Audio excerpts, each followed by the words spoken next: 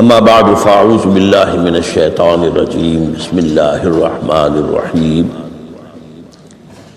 الحمد للہ رب العالمین الرحمن الرحیم مالک یوم الدین ایاک نعبد و ایاک نستعین اہدنا الصراط المستقیم صراط الذین انعمت علیہم غیر المغضوب علیہم ولا الضالین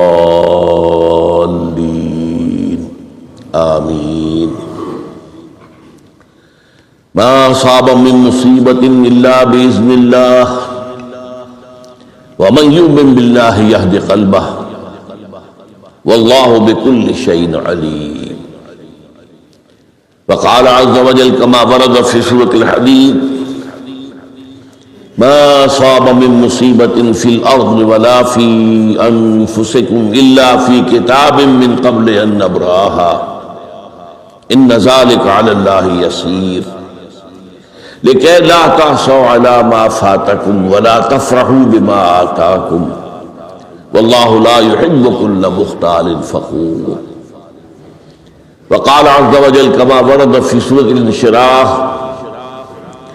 إن مع العسر يسرا إن مع العسر يسرا صدق الله العظيم. وعن أبي العباس عبد الله بن عباس رضي الله تعالى عنهما قال كنت خلف النبي صلى الله عليه وسلم يوما فقال یا غلام انی اعلمک بکلمات احفظ اللہ یحفظک احفظ اللہ تجدہ تجاہک اذا سألت فاسأل اللہ وإذا استعنت فاستعن باللہ واعلم ان الامة لو اجتمعت على ان ينفعوك بشيء لم ينفعوك الا بشيء قد كتبه الله لك وَإِنِ اجْتَمَعُوا عَلَىٰ أَن يَضُرُّوكَ بِشَيْءٍ لَمْ يَضُرُّوكَ إِلَّا بِشَيْءٍ قَدْ كَتَبَهُ اللَّهُ عَلَيْكَ رُفِعَتِ الْأَقْلَامُ وَجَفَّتِ الصُّحُفُ رواه الترمذي رحمه الله وقال حديث حسن صحيح. وفي رواية غير الترمذي احفظ الله تجده أمامك تعرف الى اللہ فی الرخاء یعرفک فی الشدہ وعلم ان ما اخطاک لم یکن لیصیبک وما اصابک لم یکن لیخطئک وعلم ان النصر مع الصبر وان الفرج مع الكرب وان مع العسر یسرا رب اشرح لي صدري ويسر لي امري واحلل عقدة من لساني يفقهوا قولي اللهم ربنا الہمنا رشدنا واعذنا من شرور انفسنا اللهم ارنا الحق حقا وارزقنا اتباعه وارنا الباطل باطلا وارزقنا اجتنابه آمین یا رب العالمین. یہ حدیث نمبر 19 40 نبوی کی روح دین کے اعتبار سے ایک بہت ہی اہم مسئلے سے بحث کرتی ہے. اس کے راوی ہے حضرت عبداللہ ابن عباس جن کی کنیت ہے ابو العباس، یعنی ان کے والد کا نام بھی عباس ہے، ان کے بیٹے کا نام بھی عباس ہے. عن ابی العباس عبداللہ ابن عمر ابن عباس رضی اللہ تعالی عنہما. تو اس میں چونکہ جیسا کہ میں نے عرض کیا کہ استعانت باللہ، مدد مانگنی ہو تو صرف اللہ سے مانگنی، یہ دین کی روح کا ایک بہت اہم مسئلہ ہے، بہت اہم مسئلہ روح دین. میں نے اسی لیے آج سورہ فاتحہ کی تلاوت کی شروع میں کہ اس مسئلے کی اہمیت جو ہے اس کا آپ کو اندازہ ہو جائے. سورہ فاتحہ جو ہماری نماز کا جزو لازم ہے، حدیث نبوی ہے لا صلاۃ لمن لم یقرأ بفاتحۃ الکتاب، سورہ فاتحہ کے بغیر کوئی نماز نہیں. ہر رکعت میں ہم پڑھتے ہیں. یا یہ دوسری بات ہے، فقہ حنفی کے مطابق امام پڑھتا ہے اگر جہری انداز میں تو گویا کہ پوری جماعت کی طرف سے لائے گی ہوئی، لیکن اس پہ اتفاق ہے کہ سورہ فاتحہ ہی اصل نماز ہے۔ اسی لیے ایک حدیث میں جو مسلم شریف میں آئی ہے حضرت ابو ہریرہ سے، سورہ فاتحہ کی تجزیہ کیا گیا ہے مضامین کا، اور وہ حدیث قدسی ہے۔ قسمت الصلاۃ بینی و بین عبدی نصفین، اللہ فرماتا ہے میں نے نماز کو اپنے اور اپنے بندے کے درمیان برابر برابر تقسیم کر دیا۔ بندہ کہتا اب اس کے بعد ساری تفصیل سورہ فاتحہ کی ہے۔ صلاۃ کہا، قسمت الصلاۃ بینی و بین عبدی نصفین، تو ہم تو صلاۃ میں سورہ فاتحہ بھی ہے، پھر اس کے بعد کچھ ہم اور قرآن مجید کی آیتیں پڑھتے ہیں، پھر رکوع بھی ہے، پھر سجود بھی ہے، قیام بھی ہے اور قاعدہ بھی ہے، سب ہے صلاۃ تو منقطع بنی، لیکن یہ کہ اصل صلاۃ سورہ فاتحہ۔ چنانچہ اس حدیث میں تجزیہ کیا گیا ہے، جب بندہ کہتا ہے، میرا بندہ یہ کہتا ہے الحمدللہ رب العالمین، تو میں یہ کہتا ہوں، اللہ تعالیٰ یہ فرماتا ہے حمدنی عبدی، میرے بندے نے میری حمد کی، تعریف کی، ثنا کی۔ جب بندہ کہتا ہے الرحمن الرحیم، میں کہتا ہوں، اللہ کہتا ہے اثنا علی عبدی، میرے بندے نے میری ثنا کی۔ اور جب بندہ کہتا ہے مالک یوم الدین، تو اللہ فرماتا مجدنی عبدی، میرے بندے نے میری بزرگی بیان کی۔ تو یہ سارا میں اس لیے آپ کو حوالہ دے دیا ہے، آج میں سورہ فاتحہ کا درس نہیں دے رہا ہوں، پوری بات نہیں سنا رہا کہ اصل نماز سورہ فاتحہ۔ اب سورہ فاتحہ میں 7 آیتیں ہیں اور عجیب ترتیب ہے، 3 آیتوں پر ایک جملہ بنتا ہے، الحمدللہ رب العالمین الرحمن الرحیم مالک یوم الدین، آیتیں 3 جملہ 1۔ پھر 3 آیتوں پر ایک جملہ ہے آخر میں، اہدنا الصراط المستقیم صراط الذین انعمت علیہم غیر المغضوب علیہم ولا الضالین، آیتیں 3 جملہ 1۔ درمیانی آیت ہے 4 نمبر کی، ایاک نعبد و ایاک نستعین، یہ ہے در حقیقت مرکزی آیت، مرکزی ہو گئی، 3 ادھر 3 ادھر، پھر وہ 3 ایک جملہ، آخری 3 ایک جملہ، اور یہ ایک آیت میں 2 جملے، ایاک نعبد بھی مکمل جملہ ہے، وہ ایاک نستعین بھی مکمل جملہ ہے، اور یہیں پر سورہ فاتحہ کی وہ تقسیم ہوتی ہے آدھی، 3.5 آیتیں ادھر ہیں، الحمدللہ رب العالمین الرحمن الرحیم مالک یوم الدین ایاک نعبد۔ اب واو آ گیا، یہ واو ایسے ہے جیسے کہ آپ ترازو کو پکڑتے ہیں، مٹھ اس کی جو ہے۔ اب 3.5 آیتیں ہیں، وَإِيَّاكَ نَسْتَعِينُ اهْدِنَا الصِّرَاطَ الْمُسْتَقِيمَ صِرَاطَ الَّذِينَ أَنْعَمْتَ عَلَيْهِمْ غَيْرِ الْمَغْضُوبِ عَلَيْهِمْ وَلَا الضَّالِّينَ۔ یہ جو مرکزی آیت ہے، اس میں 2 باتوں کا ذکر ہے۔ ایاک نعبد، ایک تو ہم اقرار کرتے ہیں کہ اللہ ہم صرف تیری ہی بندگی کرتے ہیں اور کرتے رہیں گے، یہ حال اور ماضی، حال اور مستقبل دونوں کو محیط ہے۔ اور دوسرا وَإِيَّاكَ نَسْتَعِينُ، اور صرف تجھ ہی سے مدد مانگتے ہیں اور مانگتے رہیں گے۔ یہ گویا کہ دین کا ایک مرکزی نقطہ ہے، جو صلاۃ کا مرکزی نقطہ ہے، وہی در حقیقت دین کا مرکزی نقطہ ہے۔ اب ہم اس پر غور کر چکے ہیں، 40 نبوی کی حدیث نمبر 3 جو ہے وہ اس پر ہے، ایاک نعبد۔ اس میں گفتگو ہو چکی ہے تفصیل سے کہ عبادت کا تصور کیا ہے، جس کے لیے انسان کو پیدا کیا گیا، وَمَا خَلَقْتُ الْجِنَّ وَالْإِنسَ إِلَّا لِيَعْبُدُونِ، اور تمام رسولوں کی دعوت کا مرکزی نقطہ اَنِ اعْبُدُوا اللَّهَ مَا لَكُم مِّنْ إِلَٰهٍ غَيْرُهُ۔ زندگی آمد برائے بندگی، زندگی بے بندگی شرمندگی۔ اور اس میں جو کنفیوژن ہم نے پیدا کر دیا ہے کہ عبادت کو عبادات کے مترادف قرار دے دیا، نماز روزہ حج اور زکوٰۃ یہ عبادات ہیں، وہ عبادت جس کے لیے ہمیں پیدا کیا گیا ہے وہ یہ چیزیں نہیں ہیں، وہ ہے پوری زندگی میں ہمہ تن ہمہ وقت ہمہ جہد اللہ کی اطاعت۔ ہر وقت نماز تو نہیں پڑھی جاتی، ہر روز روزہ تو نہیں رکھا جاتا۔ یہ جو کہا کہ میں نے صرف تمہیں پیدا ہی اس لیے کیا کہ میری عبادت کرو، تو عبادت سے مراد یہ چیزیں نہیں ہو سکتی، یہ در حقیقت اس عبادت کے لیے سپورٹس ہے۔ جیسے 4 ستون ہیں ان پر چھت ہے، چھت کو سپورٹ دینے کے لیے ستون ہے. ستونوں کی معنویت ہی تب ہے جبکہ چھت ہو، ورنہ کیا کہیں گے کس لیے کھڑے کر دیے 4 ستون؟ پاگل پن ہے کوئی؟ کس لیے؟ What for? جب تک کہ چھت کا تصور نہ ہو. شامیانے کے لیے 4 آپ نے بانس کھڑے کیے ہیں، کس لیے؟ اس شامیانے کو سپورٹ کر دیتے. تو اب اس میں جو ایک مضمون آیا وہ یہاں بھی آ گیا اس حدیث میں، تو قرآن مجید کی آیت میں ایاک نعبد و ایاک نستعین، یہ ہے دوسری بات جس پر کہ آج کی ہماری مرکزی جو مضمون ہے وہ یہ حدیث. تجھ ہی سے مدد مانگتے ہیں اور مانگتے رہیں گے. اللہ تعالیٰ سے مدد مانگنا. اب آپ کچھ سمجھیے کہ مدد جو مانگی جاتی ہے مختلف الفاظ استعمال ہو سکتے ہیں.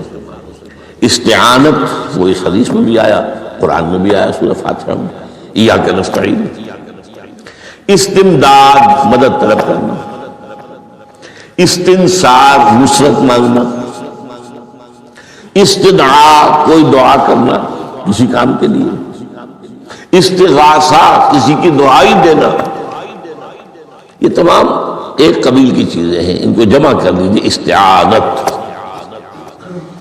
اب استعانت ایک تو ہے عام مادی دنیا کے اصول کے اندر میں کسی سے کہوں بھائی مجھے ذرا پانی پلا دینا، یہ بھی استعانت ہی ہو گئی نا. میں نے اپنی ایک ضرورت کو پورا کرنے کے لیے اسے مدد چاہیے. اس میں کوئی شرط نہیں، کوئی برائی نہیں. معلوم ہے یہ ایک عام مادی قوانین کے تحت ہوگا. یہ علیحدہ بات ہے کہ حضور کے بارے میں یہ آتا ہے صلی اللہ علیہ وسلم کہ آپ کبھی ایسے کام کے لیے بھی کسی کو نہیں کہتے تھے. یہاں تک کہ اگر آپ سواری پر ہوتے تھے اور آپ کا جو کوڑا ہے وہ نیچے گر گیا تو آپ اپنی سواری کو بٹھا کر یا اتر کر خود کوڑا اٹھاتے تھے، کسی سے کہتے نہیں تھے کہ مجھے ذرا اٹھا. تو یہ استدعاء، استعانت، استمداد، اس میں ایک درجے ہیں، بڑے اونچے اونچے درجے بھی ہیں. لیکن عام حالات میں ہم مادی قوانین کے تحت اگر کوئی مدد چاہے کسی سے تو کوئی بری بات نہیں، اس میں کوئی شرک نہیں، اس میں کوئی کفر نہیں. اگرچہ بعض حضرات کے نزدیک اس کا ایک درجہ ہے وہ میں بعد میں بیان کروں گا. لیکن یہ کہ ماورائی انداز میں کسی غیر مرئی حقیقی یا باہوما شخصیت سے مدد مانگنا یہ شرک ہے. غیر مرئی حقیقی فرشتے ہیں، غیر مرئی ہے حقیقی. موہوما جنہوں نے گاڈسز اور آلہہ بنا لیے، دیویاں دیوتیاں بنا لیے، یہ موہوما ان کے وہم کی پیداوار، وہ بھی غیر مرئی ہے. ان کی انہوں نے تصویریں بنا دی ہیں پوجنے کے لیے، لیکن وہ یہ کہتے ہیں کہ یہ تصویریں جو ہم نے بنائی ہیں یا یہ مجسمے بنائے ہیں، بت بنائے ہیں، یہ صرف توجہ کے ارتکاز کے لیے ہے تاکہ پورا مراقبہ کر سکے، ہم اپنی توجہ کو مرکوز کر سکیں. ہمیں بھی پتا ہے کہ ان بتوں میں کچھ نہیں ہے. ایک عام ہندو ہے بیچارہ، عام جاہل دیہاتی، وہ تو یہی سمجھتا ہوگا کہ اسی میں ہے سب کچھ، اس بت ہی کے اندر ہے. لیکن جو پڑھے لکھے ہندو ہیں، جو تعلیم یافتہ لوگ ہیں، ڈاکٹر رادھا کرشنن بہت بڑا فلسفی تھا، جو آپ کو معلوم ہے بھارت کا صدر رہا ہے، بہت بڑا فلسفی. تو اس کی ایک کتاب ہے انڈین فلسفی پہ، اتنی موٹی موٹی 2 جلدیں ہیں اور بڑی باریک ٹائپ کی. اس میں اس نے کہا کہ ہم ان بتوں میں کچھ نہیں سمجھتے، یہ تو صرف کنسنٹریشن، توجہ کو مرکوز کرنے کے لیے ہم نے ان کو بنا لیا ہے تاکہ ان کے ساتھ ایک ذہنی اور روحانی رشتہ قائم کرنے کے لیے اپنی توجہات کو مرکوز کر سکیں. بہرحال یہ میں نے بتایا، ایک ہے غیر مرئی حقیقی، ایک ہے غیر مرئی موہوما. غیر مرئی حقیقی میں فرشتے بھی ہیں، معلوم ہے یہاں موجود ہیں، کرامن کاتبین ہیں، لیکن میں یہ نہیں کہہ سکتا کہ ذرا میری یہ مشکل دور کر دوں. اس فرشتے سے میں مخاطب نہیں ہو سکتا، یہ شرک ہو جائے. حالانکہ ہمیں معلوم ہے فرشتہ ہے. فرشتے تو اس وقت ہمارے اس مجمع کو گھیرے ہوئے ہیں. حضور کی حدیث ہے، مجتمع قوم فی بیت من بیوت اللہ یتلون کتاب اللہ ویدارسونہ بینہم الا حفتہم الملائکہ وغشیتہم الرحمہ. جب بھی کبھی میرے گھروں میں سے کسی گھر میں میرے بندے جمع ہوتے ہیں قرآن کو پڑھنے اور سمجھنے کے لیے، سمجھنے سمجھانے کے لیے، تو فرشتے ان کے گرد گھیرا ڈال لیتے ہیں اور ان پر رحمت چھا جاتی ہے اور سکینت ان پر آسمان سے نازل ہوتی ہے، اور اللہ تعالیٰ ان کا ذکر کرتا ہے فی من عندہ. دیکھو اے فرشتوں، تم تو کہتے تھے نا کہ اے اللہ تو یہ خلیفہ بنانے چلا ہے آدم، یہ تو دنیا میں فساد مچائے گا، دیکھو وہ میرے بندے وہ کیا کر رہے ہیں. اللہ تعالیٰ ذکر کرتا ہے ان کا اپنی اس مجلس میں، وہ جو ملائے اعلیٰ کی مجلس ہے، جو اللہ تعالیٰ کے قریب ترین جو فرشتے ہیں ان میں. تو فرشتے ہیں لیکن مدد نہیں مانگی جا سکتی. اسی طرح اب ذرا مسئلہ دوسرا وہ مختلف سی ہو جائے گا.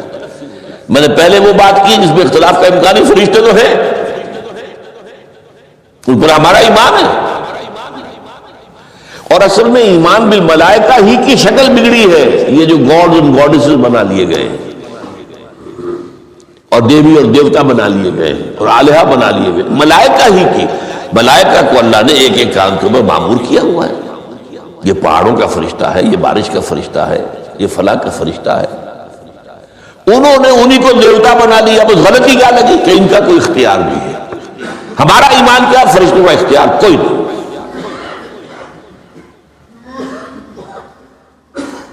یفعلون ما یؤمرون، جو اللہ حکم دیتا ہے ان کا کوئی اختیار نہیں.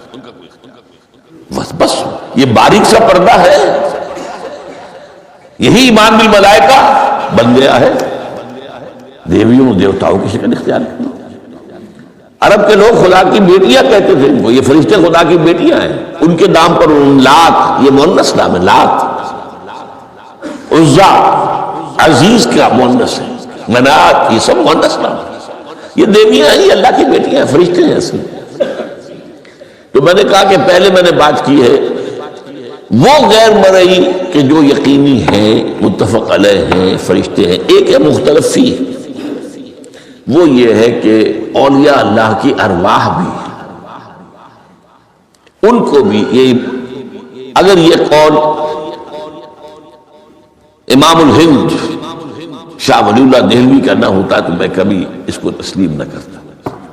ان کا قول ہے کہ اللہ تعالیٰ اپنے جو بڑے محبوب بندے ہوتے ہیں ان کے انتقال کے بعد ان کی ارواح کو بھی فرشتوں کے جو درجہ اسفل ہے، سب سے نچلے درجے کے جو فرشتے ہیں ان میں شامل کر دیتے ہیں، اور اللہ کے احکام کی جیسے تنفیذ وہ فرشتے کرتے ہیں وہ بھی کرتے ہیں. اب یہ مختلف ہی مسئلہ ہو گیا، سب کے نزدیک نہیں ہے ایسا، لیکن یہ کہ بعض کے نزدیک شاہ ولی اللہ کہہ رہے ہیں تو اس کو تو ہم اٹھا کر ردی کی ٹوکری میں تو نہیں پھینک سکتے بات. لیکن ان کو بھی نہیں پکارا جائے گا. وہ ہے، وہ بھی اللہ کی سول سروس کے اندر بھرتی ہو گئے. سول سروس ہے نا، اس کے کادرز ہیں ہمارے ہاں. پٹواری سے آپ چلیں گے تو ریونیو کا محکمہ جو ہے، پٹواری پر گرداور اور گرداور سے گرداور، قانون گو اور اس سے اوپر اور نائب تحصیلدار، وہ چلے گا. تو فرشتوں کے بھی گریڈ ہے، طبقہ اسفل، طبقہ اعلیٰ. تو اگر اللہ تعالیٰ اپنے نیک بندوں کی ارواح کو بھی اس میں شامل کر دے تو ہمیں کیا اعتراض ہے؟ اور اس کو ماننے سے کوئی شرک لازم نہیں آئے گا. ہاں انہیں پکارو گے تو شرک لازم آ جائے گا. بات سمجھ رہے ہیں؟ باریک فرق. فرشتوں کو مانتے ہیں، پکار نہیں سکتے، مدد نہیں مانگ سکتے. اسی طریقے سے ان کو آپ مانتے بھی ہوں اگر کہ وہ ملائکہ کی آخری صف میں ان کو بھی اللہ نے بھرتی کر لیا ہے تو ٹھیک ہے. لیکن یہ کہ آپ اختلاف کریں، اختلاف بھی کر سکتے ہیں کہ اتنی بڑی بات کے لیے کوئی دلیل قرآن مجید سے ہمیں نہیں ملتی. فرض کیجئے کوئی شخص کہتا ہے، لیکن یہ کہ یہ قول ہے ایک محدث کا ہے. لیکن بعد فرق جو بتا رہا ہوں ان کو یہ مان لینا کہ فرض کیجئے شیخ عبد القادر جو ہے بغدادی گیلانی رحمت اللہ علیہ، ان کی روح اب کہیں آ سکتی ہے، ارواح آ سکتی ہے، جیسے ملائکہ آ سکتی ہے، آ سکتی ہے، روح محمدی صلی اللہ علیہ وسلم آ سکتی ہے، لیکن ہم اس وقت محمد کو پکاریں گے نہیں، پکارا تو شرک ہو جائے گا، دعوت دعا کی تو شرک ہو جائے گا۔ تو یہ ذرا باریک سا فرق ہے جو ہمارے ہاں اس فرق کو نہ سمجھنے کی وجہ سے ہی یا تو انکار کر دیتے سرے سے، روح آ ہی نہیں سکتی، اور یا یہ کہ پھر ان سے دعائیں اور استدعاء اور استغاثہ، تو یہ دونوں میں جو ہے انتہا ہو جاتی ہے۔ اچھا، دنیا کے قانون کے تحت بھی جو میں نے کہا تھا، میں بتاؤں گا کہ اس کا بھی ایک مرتبہ ہے۔ آپ نے کسی شخص سے ایک کام کے لیے کہا، وہ کام دنیا کے قوانین کے تحت ہے۔ فرض کیجئے آپ کسی سے کہتے ہیں میری فلاں جگہ پر سفارش کر دیجئے، میرا یہ مسئلہ ہے، 100% درست ہے، لیکن یہ کہ فرض کیجئے کہ میرا جو مدعا علیہ ہے یا جو میرا بند مقابل ہے وہ چرب زبان ہے زیادہ، یا وہ اس نے کوئی لمبی چوڑی سفارش جو ہے فراہم کر دی ہے، تو آپ بھی میری بات رکھ لیں۔ قرآن مجید میں آیا ہے سورہ نساء، من یشفع شفاعۃ الحسنۃ، اچھی شفاعت کرنا صحیح بات ہے، تو اس کے اندر اللہ تعالیٰ نے اجر و ثواب رکھا ہے۔ اب آپ نے ایک دفعہ کہا، اس نے نہیں کیا، دوسری دفعہ کہا نہیں کیا، پھر کہا، تو یہ میں ایک بزرگ کا قول آپ کو بتا رہا ہوں کہ یہ شرک ہو جائے گا۔ ایک دفعہ کہا ٹھیک ہے یہ سوال ہے، دوسری دفعہ کہا یہ بھی چلیے معاف، اب تیسری دفعہ، اس کا مطلب یہ کہ آپ نے یہ بات سمجھ لی ہے کہ آپ کا خیر اسی کے ہاتھ میں ہے، اور یہ شرک خفی ہو جائے گا۔ ٹھیک ہے، آپ نے کہا اگر وہ کر دے ٹھیک، کوئی اعتراض نہیں۔ تو یہ باتیں بھی سمجھنے کی ہیں، کیونکہ آدمی جو ہے اگر پیچھے پڑ جاتا ہے، کہتا رہتا، مطلب معلوم ہوا کہ اس کے ذہن میں یہ بات بیٹھ گئی ہے کہ تمہارا خیر جو ہے، تمہاری بھلائی اسی کے ہاتھ میں نہیں۔ بہرحال اس تمہید کے بعد اب ہم پڑھ رہے ہیں، حضرت ابن عباس فرماتے ہیں رضی اللہ تعالی عنہ، کنت خلف النبی یوما صلی اللہ علیہ وسلم، ایک دن میں حضور کے پیچھے تھا۔ اب پیچھے ہونے سے کیا مراد ہے؟ گمان غالب یہ ہے کہ سواری پر، جس کو ردیف بھی کہتے ہیں، واللہ عالم یہ بھی ہو سکتا ہے کہ وہ چلتے ہوئے پیچھے پیچھے چل رہے ہیں ادب کے ساتھ، چچا زاد بھائی ہیں لیکن عمر میں تو بہت چھوٹے ہیں، نوجوان ہیں۔ اس کیفیت میں حضور نے اب ان سے خطاب کیا، یا غلام، اے نوجوان، اے لڑکے کہا، اے لڑکے، وَعَلِّمُكَ كَلِمَاتٍ، میں تمہیں تلقین کرتا ہوں چند کلمات۔ اب یہ ہے حضور کا طریقہ تربیت و تعلیم و تزکیہ۔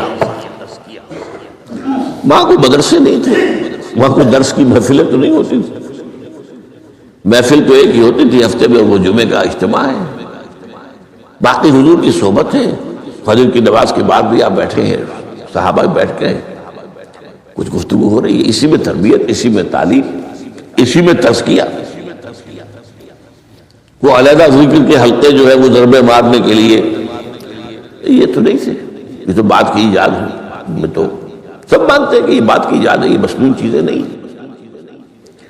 بہرحال حضور نے اے لڑکے یا اے بیٹے، جو بھی آپ اس کا ترجمہ کریں، میں تمہیں چند باتیں سکھاتا ہوں۔ مطلب کیا ہے؟ وَعَلِّمُكَ كَلِمَاتٍ، توجہ سے سنو، غور سے سنو، حفظ جان بنا لو۔ احفظ اللہ یحفظک، پہلا کلمہ، اللہ کی حفاظت کرو وہ تمہاری حفاظت کرے گا۔ اب اس سے مراد کیا ہے؟ عام طور پر سمجھا گیا ہے کہ اللہ کے احکام کی حفاظت کرو، کوئی حکم ٹوٹنے نہ پائے، وہ تمہاری حفاظت کرے گا۔ اور ایک مفہوم یہ بھی ہو سکتا ہے، اللہ کو اپنے دل میں محفوظ رکھو، اس کی یاد سے اس دل کو، اس خانہ قلب کو خالی نہ ہونے دو، مستحضر رکھو اللہ کو اپنے دل میں۔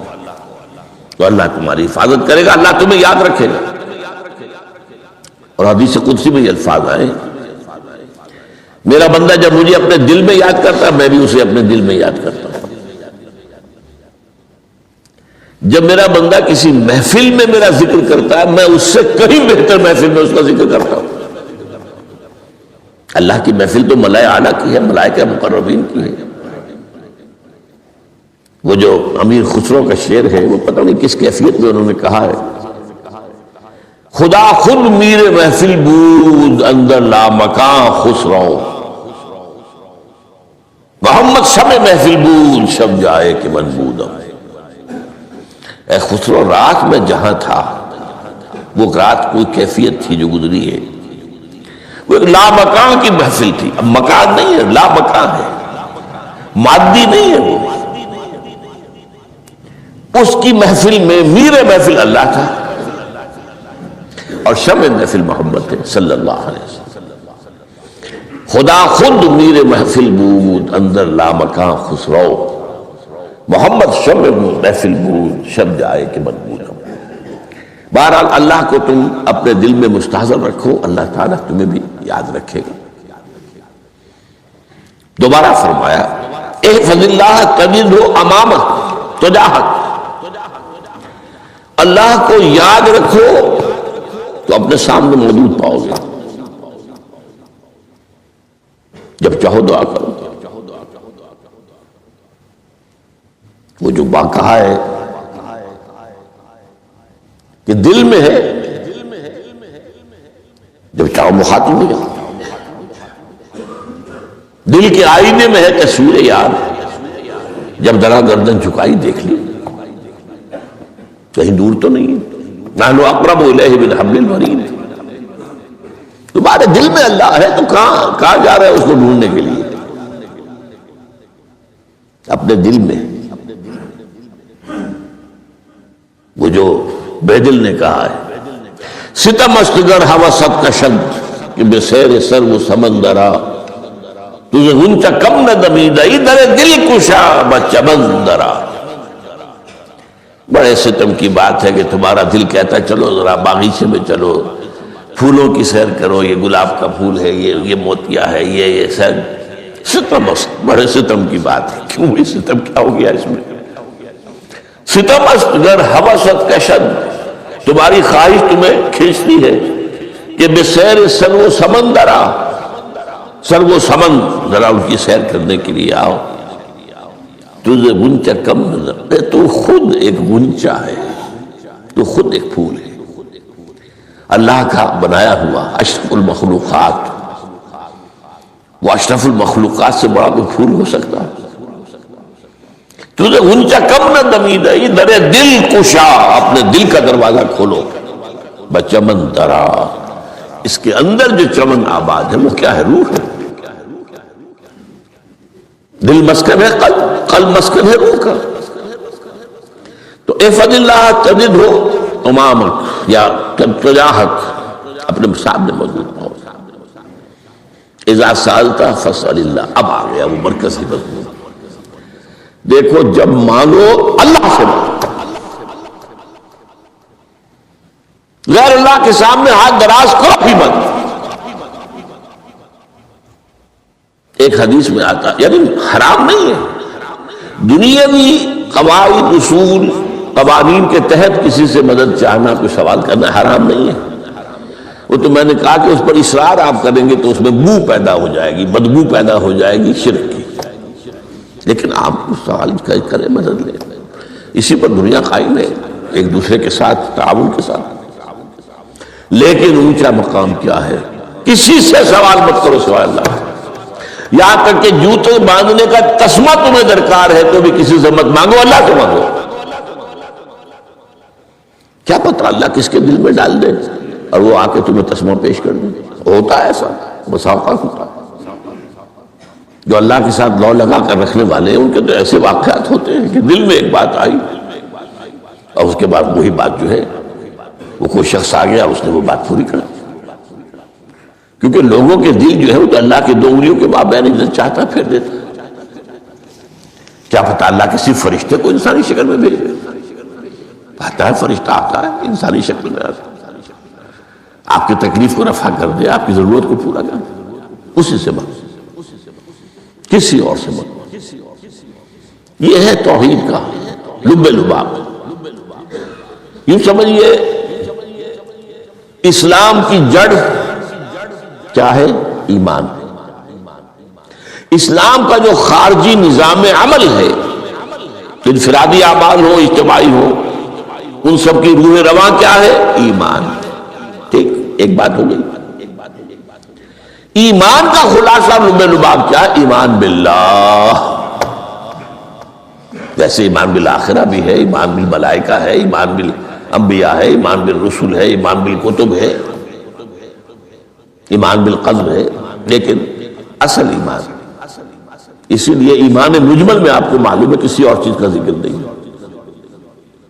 آمنت باللہ کما ہوا باسمائہ وصفاتہ وقبلت جمیع احکامہ اقرار باللسان وتصدیق بالقلب۔ یہ ایمان مجمل ہے، اجمالی طور پر ایمان اس کا نام ہے۔ ہاں مفصل تفصیلی طور پر آمنت باللہ وملائکتہ وکتبہ ورسلہ والیوم الآخر والقدر خیرہ وشرہ من اللہ تعالی والبعث بعد الموت۔ تو اسلام کی جڑ ایمان، اور اسلام کا سارا جو نظام عمل ہے، چاہے انفرادی اعمال ہو چاہے اجتماعی، ان سب کی روح رواں ایمان، اور ایمان کا خلاصہ ایمان باللہ۔ اور ایمان باللہ کا اصل حاصل وہ ہے جو اس حدیث میں آ رہا ہے۔ اس کے دو ہیں تقاضے، عبادت صرف اسی کی، استعانت صرف اسی کی۔ اس لیے میں نے سورہ فاتحہ کا تذکرہ شروع میں کیا۔ یہ عبادت کا جوہر ہے، عبادت کا جو ہے یہ ایمان کا حاصل، عبادت صرف اس کی اور استعانت صرف اس کی۔ استعانت ہی میں سوال بھی آ گیا، یہ بھی مدد ہے۔ آپ کسی سے کچھ مدد مالی چاہ رہے ہیں یا کوئی اور مدد چاہتے ہیں، کسی کام میں مدد چاہتے ہیں، جیسے میں نے کہا تھا کہیں سفارش کرانا چاہتے ہیں، یہ بھی مدد ہے۔ وَإِذَا اسْتَعَنْتَ فَاسْتَعِنْ بِاللَّهِ، اور جب مدد مانگو صرف اللہ سے مانگو۔ اور وہ سارے الفاظ یاد کر لیے، استدعاء، استعانت، استغاثہ۔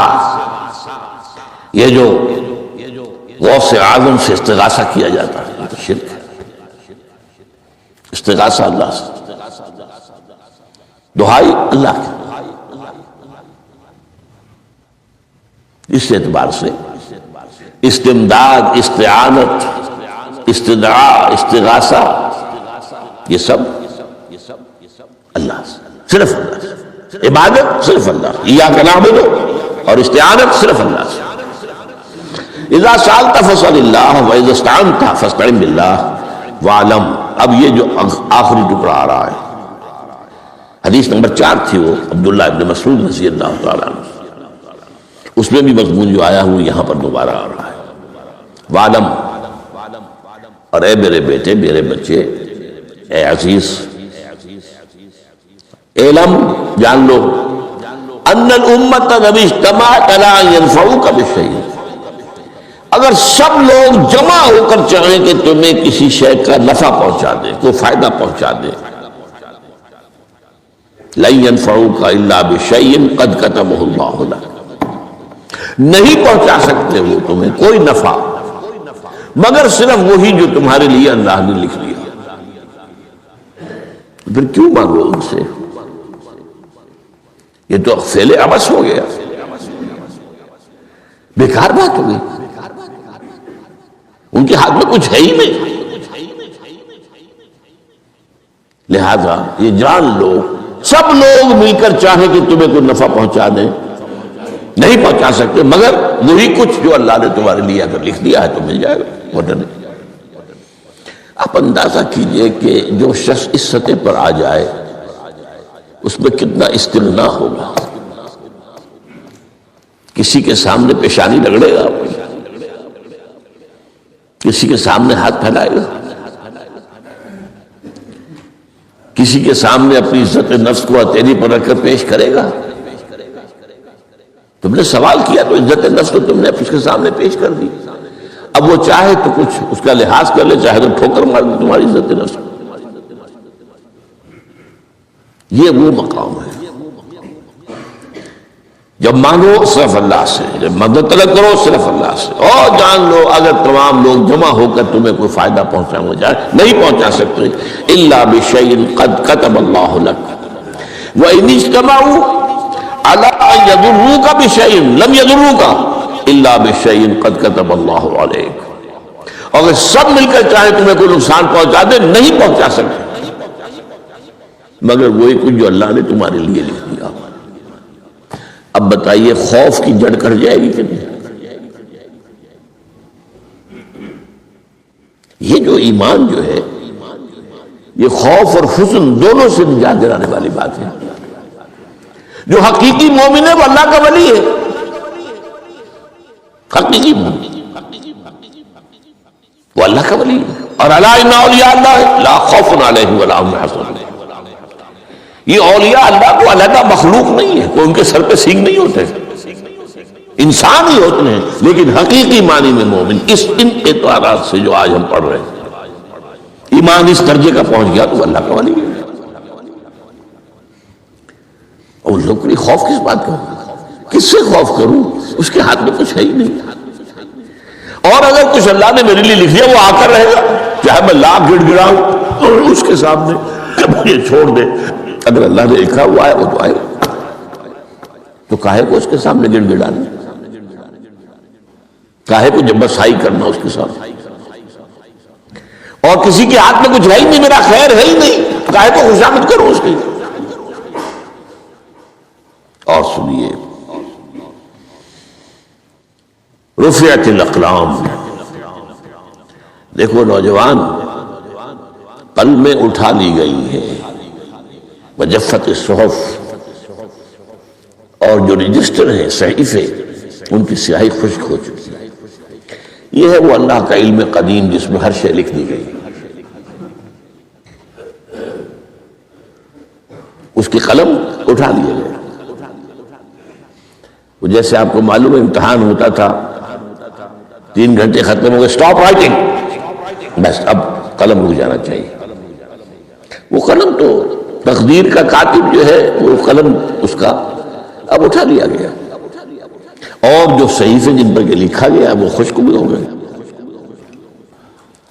یہ تو روایت ہے جو امام ترمذی نے جس کو روایت کیا، یہ متن ان کا ہے جو ہم نے پڑھا ابھی، اور ان کا قول یہ ہے کہ یہ حدیث حسن صحیح ہے، لیکن یہی روایت اور انہی راوی سے عبداللہ ابن عباس سے رضی اللہ تعالیٰ عنہما اور بھی محدثین نے کی ہے، تو اس میں سے ایک اور متن جو ہے وہ یہاں پر امام نووی نے دے دیا ہے۔ احفظ اللہ تجدہ امامک، یہ تو پہلا وہ ٹکڑا تھا، وقت تو جاہک تھا، یہاں امامک ہے، مطلب ایک ہی ہے، اپنے سامنے پاؤ گے۔ اللہ کی حفاظت کرو، اللہ کو دل میں، اللہ کی یاد کو محفوظ رکھو، گویا کہ اللہ کو مستحضر رکھو۔ ذکر اللہ کے معنی کیا ہے؟ استحضار اللہ فی القلب، یہ ذکر اللہ ہے۔ جنہیں ہم ذکر سمجھ بیٹھے ہیں وہ ذکر کے ذریعے ہے۔ اقیم الصلاۃ لذکری، نماز قائم کرو میری یاد کے لیے، نماز ذریعہ ہے یاد کا۔ یہ علیحدہ بات ہے کہ آپ نے 17 رکعتیں بھی پڑھ لی ہو جو عشاء کی اور یاد آپ کو آئی نہیں کوئی، آپ تو ایک میکینیکل انداز میں جو ہے وہ اٹھک بیٹھک کر رہے ہیں اور آپ کی زبان سے کچھ بھی نکل رہا ہے، اس کا آپ کے شعور سے، دل کی گہرائی سے کوئی رابطہ ہے ہی نہیں، وہ ذکر تو نہیں ہوا۔ ہاں نماز فرض تھی وہ ادا ہو گئی، ایک فرض ادا ہو گئی۔ تو جنہیں ہم نے ذرائع، جنہیں ذکر سمجھا وہ ذرائع ذکر ہے، اللہ اللہ سبحان اللہ سبحان اللہ زبان سے، یہ تاکہ اس کے نتیجے میں وہ ذکر حاصل ہو جائے۔ استحضار اللہ فی القلب، ذکر کے معنی ہے استحضار اللہ فی القلب۔ تعرف الی اللہ فی الرخاء، اور دیکھو کشادگی کے وقت میں تم اللہ کو یاد رکھو، اللہ کی طرف رجوع کیے رہو، بھول نہ جاؤ۔ وہ نہ ہو جو کبھی کہا تھا، بہادر شاہ ظفر کے اشعار میں سے بہت زور کا شعر ہے، ظفر آدمی اس کو نہ جانیے چاہے کتنا ہی ہو فام و ذکا، جسے عیش میں یاد خدا نہ رہی، جسے طیش میں خوف خدا کرے، وہ ہے کشادگی کی حالت میں، جبکہ تمہارے لیے کشادگی ہے، اللہ کی طرف رجوع کیے رکھو۔ یعرف کا فی الشدہ، تو اللہ اپنی توجہ تم پر رکھے گا شدت کے وقت میں، جب تمہیں کوئی تکلیف ہے اس تکلیف کو تم پر آسان کر دے گا۔ تکلیف تو آنی ہے، لکھی ہوئی ہے، وہ تو آئے گی، لیکن یہ کہ اللہ تعالیٰ اس کی شدت کو، ایک ہی چیز ہے جس کو ایک انسان بہت شدت کے ساتھ محسوس کر رہا ہے، دوسرا آدمی اتنا نہیں محسوس کر رہا ہے، احساس کا معاملہ ہوگا۔ وہ تو اصل میں اگر انسان کی نروز کٹی ہوئی ہے تو احساس ہوگا ہی نہیں، سرے سے ہی نہیں ہوگا۔ تو اس اعتبار سے اللہ تعالیٰ تمہارے لیے اس شدت کی کمی کر دے۔ وَعْلَمْ أَنَّ مَا أَخْطَأَكَ لَمْ يَكُنْ لِيُصِيبَكَ، اور جان لو جو چیز تم سے چھوٹ گئی ہے، رہ گئی ہے، وہ ہرگز تمہیں ملنے والی نہیں تھی۔ اب آپ نے کسی ملازمت کے لیے درخواست دی ہے، درخواستیں مانگی گئی ہیں، اپنی سی محنت کر لی، نہیں ملی ملازمت، اب آپ بیٹھے ہوئے افسوس میں، رنج میں، غم میں، فلاں نے یہ کر دیا، فلاں نے یہ کر دیا، وہ فلاں جو ہے بڑی تکڑی سفارش لے آیا تھا، فلاں نے رشوت دے دی۔ چھوڑو میاں اس کو، وہ تمہارے لیے نہیں تھی۔ کاہے کو اپنے ذہن کے اندر یہ کھچڑی پکا رہے ہو بیٹھے ہوئے؟ خام خواہ آپ شاید سوء ظن میں بھی مبتلا ہو رہے ہو، کسی نے نہ رشوت دی اور آپ سمجھتے ہو کہ رشوت دی ہے اس نے۔ یہ ساری چیزیں جو ساری سیئات، ان کی جڑ کٹ جائے گی۔ وَعْلَمْ أَنَّ مَا أَخْطَأَكَ لَمْ يَكُنْ لِيُصِيبَكَ وَمَا أَصَابَكَ، اور جو چیز تم پر آ گئی، لَمْ يَكُنْ لِيُخْطِئَكَ، ہو ہی نہیں سکتا تھا کہ وہ تم پر نہ آتی۔